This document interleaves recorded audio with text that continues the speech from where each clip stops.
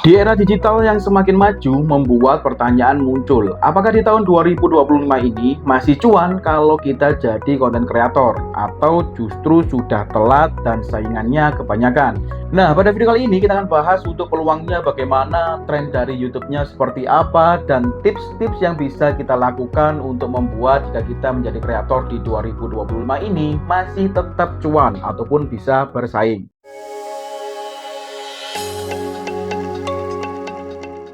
Oke, sebetulnya pertanyaan apakah masih bisa cuan di tahun 2025 ini menjadi seorang kreator, ini tergantung dari sudut pandang ya. Jika teman-teman bertanya kepada orang-orang yang sudah sukses di konten YouTube, ya tentunya bilang ini masih cuan. Begitupun sebaliknya ya.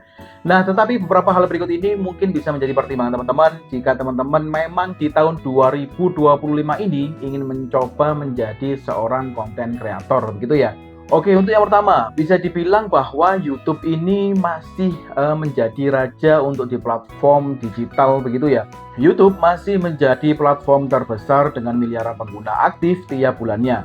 Mencari berbagai niche konten di YouTube ini juga cukup mudah ya. Misalkan niche konten tutorial, lalu edukasi, vlog, bahkan hiburan.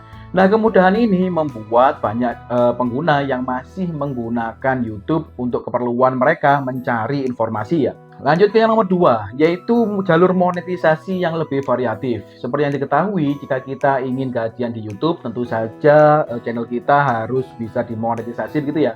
Supaya kita bisa mendapatkan gajian melalui iklan di Google AdSense begitu.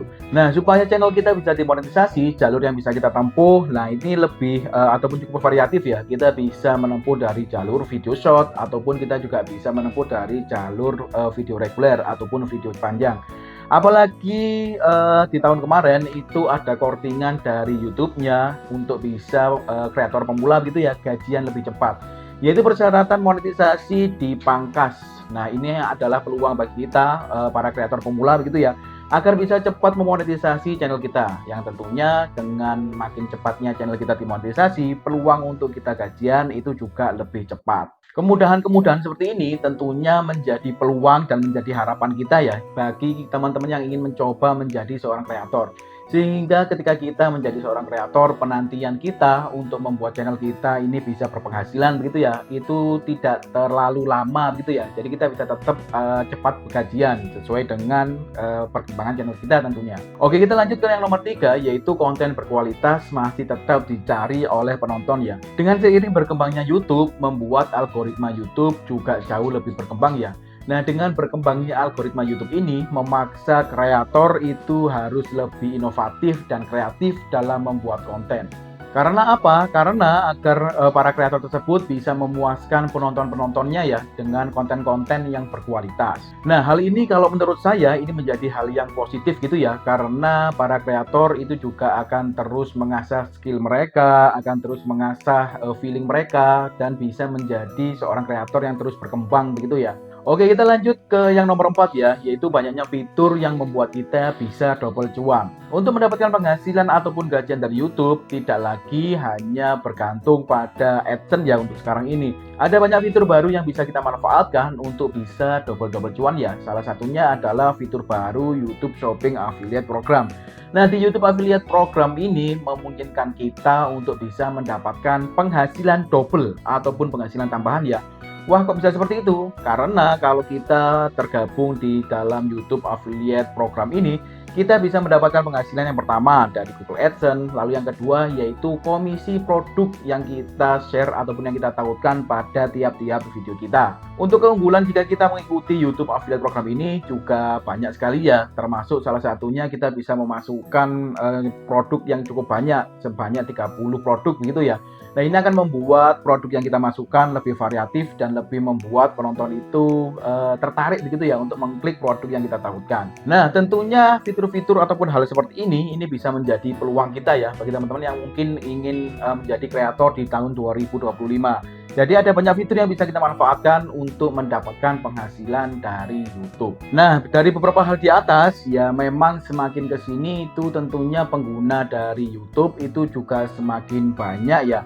Dan mungkin ada pernyataan seperti ini, Persaingan makin ketat, emangnya bisa ya? Atau bagaimana cara biar kita tetap bisa muncul di permukaan dari sekian banyaknya konten kreator? Ya memang pernyataan ini cukup benar ya, makin kesini memang makin banyak orang yang ingin menjadi seorang kreator. Bahkan mungkin teman-teman juga sudah pada tahu begitu ya, banyak orang-orang yang keluar dari pekerjaan sebelumnya dan beralih menjadi konten kreator. Nah, hal ini membuat persaingan di YouTube ini ya semakin ketat itu tadi ya. Jadi hal yang bisa kita lakukan ya jika kita memang ingin menjadi kreator di tahun 2025 gitu ya, ya kita harus total, kita harus merencanakan strategi-strategi yang harus kita terapkan supaya kita bisa muncul di permukaan dari sekian banyaknya kreator yang ada.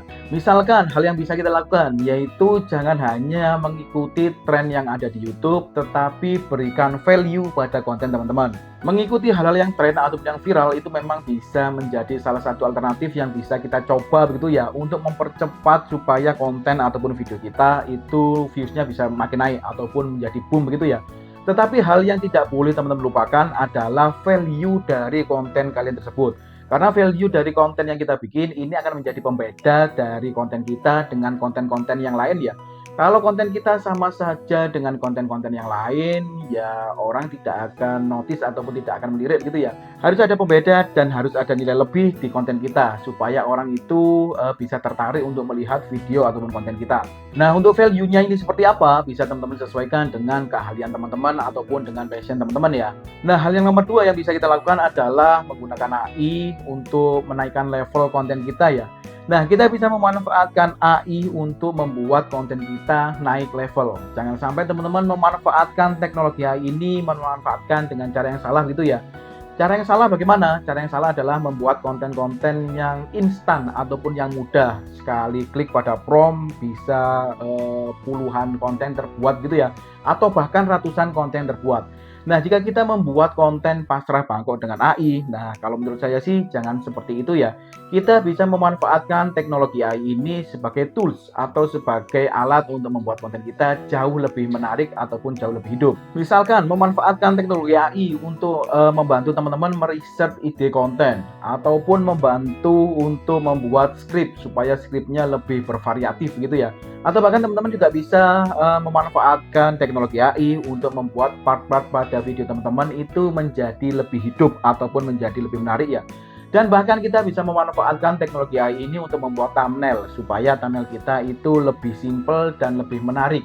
Jadi kalau thumbnail kita simple dan menarik, tentunya akan membuat penonton itu merasa penasaran dan mengklik video ataupun konten kita begitu ya. Oke, next hal ketiga yang bisa kita lakukan, manfaatin jenis video yang ada di YouTube. Seperti yang kita ketahui, di YouTube ini kan banyak sekali jenis video ya, mulai dari video short, lalu video reguler ataupun video panjang. Lalu ada podcast, lalu ada live stream, dan bahkan baru-baru ini ada juga jenis video baru yaitu short dengan maksimal 3 menit ya. Nah, dari banyaknya jenis video yang ada, ini seharusnya bisa kita manfaatkan ya. Misalkan nih video short kita manfaatkan untuk memperluas jangkauan kita untuk bisa mendapatkan penonton-penonton baru. Atau kita bisa memanfaatkan video reguler ataupun video panjang untuk mempercepat agar kita bisa mendapatkan syarat 4.000 views ya ataupun 4.000 jam waktu tonton publik. Atau kita juga bisa memanfaatkan jenis-jenis video yang lain ya. Tetapi hal yang perlu diingat kalau menurut saya sih bagi teman-teman yang masih awal gitu ya ataupun masih mencoba menjadi kreator, kalian lebih fokus ke satu jenis video terlebih dahulu.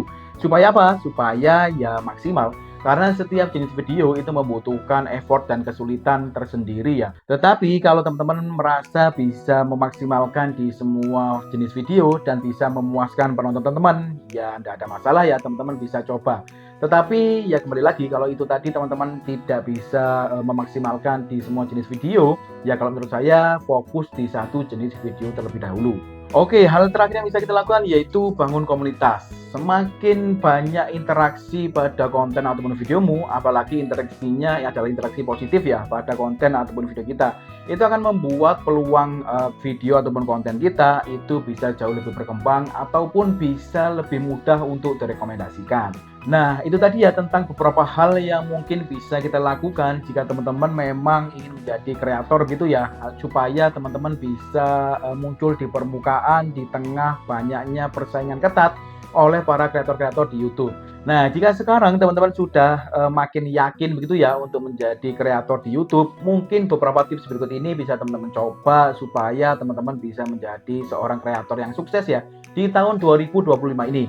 Yang pertama yaitu sabar itu adalah kunci. Nah, bagi teman-teman yang mulai mencoba terjun ke dunia konten kreator di YouTube gitu ya, sabar ini menjadi hal yang penting. Karena apa? Banyak sekali orang-orang yang mencoba, menjadi konten kreator di YouTube itu tidak sabaran, masih membuat 4, 5, 6 video, lalu videonya tidak ada yang berkembang, mereka sudah memutuskan berhenti ataupun tidak membuat video lagi. Atau lebih tinggi lagi, ada beberapa orang yang sudah membuat videonya itu 20 video ke atas mungkin, 20 video, 30 video, tetapi videonya itu masih belum ada yang viral. Nah, ini akan membuat mereka itu malas lagi membuat konten begitu ya, yang endingnya yaitu sudah tidak mau melanjutkan lagi menjadi seorang content creator. Nah, hal ini sebetulnya jika teman-teman juga sering melihat tips-tips untuk menjadi seorang kreator yang sukses begitu ya, untuk sabar ini adalah memang benar-benar menjadi kunci ya.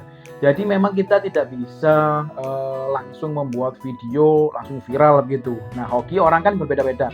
Memang ada sih beberapa orang itu yang membuat 3 video misalkan itu langsung viral dan langsung bisa dimonetisasi. Tapi itu kan bisa dihitung jari ya. Nah, proses untuk supaya channel kita berkembang itu prosesnya banyak sekali dan banyak hal yang perlu kita pelajari.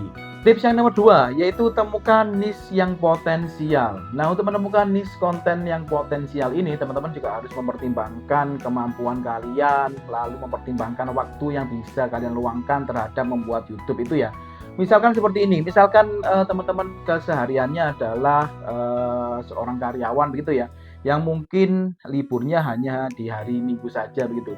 Lalu ingin membuat niche konten vlog tentang pendakian begitu ya, ataupun camping di gunung-gunung begitulah. Nah, itu kan sesuatu hal yang mungkin tidak memungkinkan, mungkin tidak memungkinkan. Ya itulah yang terpenting teman-teman tahu ya. Mengapa tidak memungkinkan? Karena waktu yang bisa kita luangkan untuk membuat konten itu ya cukup sedikit gitu ya. Maka untuk konsistensi dalam membuat konten itu kurang begitu. Nah, lanjut ke tips yang ketiga yaitu masalah konsisten itu tadi ya. Karena berkenaan tentang passion, berkenaan tentang waktu yang kita luangkan itu berpengaruh terhadap konsisten yang bisa kita berikan terhadap membuat konten itu tadi. Misalkan konsisten dalam rekaman, konsisten dalam membuat skrip, konsisten dalam upload video. Jadi jangan sampai teman-teman mengupload video itu ya seenaknya saja. Misalkan video pada minggu ini saya mau upload seminggu sekali misalkan. Lalu minggu depannya saya mau upload seminggu 3 kali. Lalu minggu depannya lagi saya tidak upload lah. Nah, kalau kita tidak konsisten dalam upload video seperti ini, ya tidak mungkin bisa untuk channel kita bisa berkembang secara cepat begitu ya. Lalu tips yang keempat yang bisa kita lakukan yaitu mengoptimasi SEO setiap video yang kita upload begitu ya, mulai dari judulnya, lalu dari deskripsinya, lalu dari thumbnailnya dan lain sebagainya. Nah, untuk memahami SEO ini, teman-teman juga bisa melihat tutorial-tutorial di YouTube ya. Banyak sekali tutorial yang membahas tentang bagaimana cara mengoptimasi SEO pada saat kita mengupload video ataupun konten kita. Lalu tips yang kelima, mungkin yang bisa teman-teman lakukan yaitu teman-teman bisa mencoba berkolaborasi dengan kreator-kreator yang lain. Yang mungkin kreator ini sudah jauh lebih berkembang gitu ya daripada teman-teman. Nah, teman-teman bisa belajar nih ke kreator tersebut. Nah, kolaborasi ini yang dimaksud adalah bukan hanya tentang teman-teman mengajak collab gitu ya, tetapi teman-teman mau untuk melihat dan mempelajari kreator-kreator yang lain yang mungkin niche-nya itu sama dengan teman-teman.